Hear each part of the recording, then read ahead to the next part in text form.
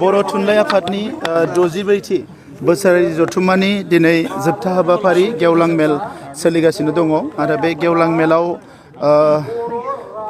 जोंनि बर' थुनलाइ आफादनि दैदेनगिरिफोरजों लोगोसे बर'नि गासैबो राजखान्थि दैदेनगिरि जोंनि मन्त्रि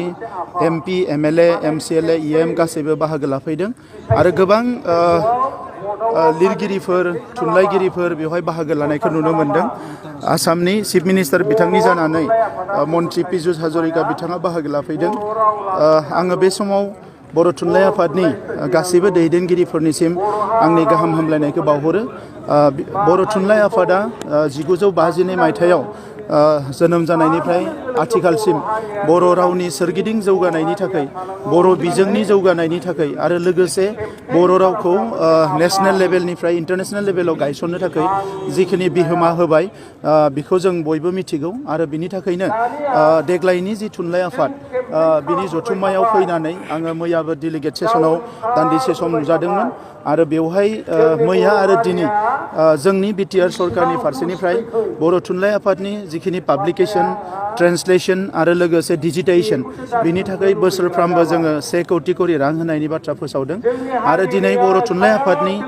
मानगोनां आफादगिरि बिथांजों सावरायनानै क'क्राझाराव 18 जिथाइनिफ्राय लानानै 18 जौथाइनिफ्राय लानानै आथिखालसिम जेसेबां बर' थुनलाइनि सायाव बर' जारिमिननि सायाव बायदिसिना लिरबिदांफोर बायदिसिना रायथाइफोर बायदिसिना जारिमिनारि माखासे थुनलाइफोर सोरजिदों